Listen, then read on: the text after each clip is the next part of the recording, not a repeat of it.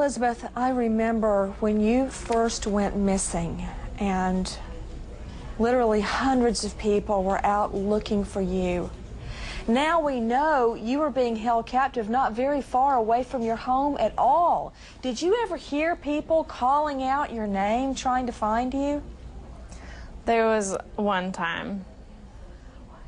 At that moment, did you want to scream out, "Here I am, help me"? I mean, of course, who wouldn't?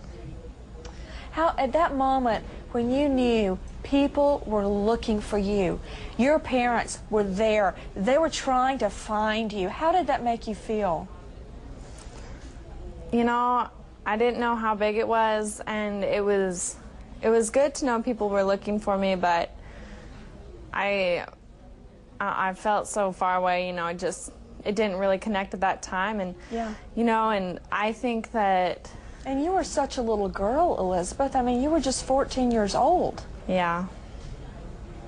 I mean, it's hard to expect a little 14-year-old girl to react the way an adult might imagine they would react under those circumstances. You were afraid, I assume. Yeah. Did your kidnappers tell you they would hurt you or your family if you tried to get away?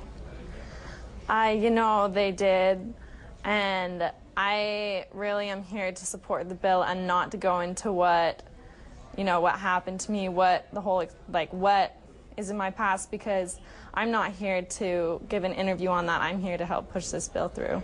And I want you to push the bill through, and I want people to hear your voice.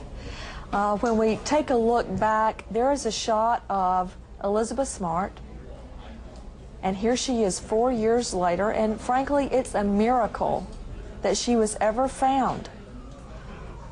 You know, a lot of people have seen shots of you wearing a berka. How did you see out of that thing?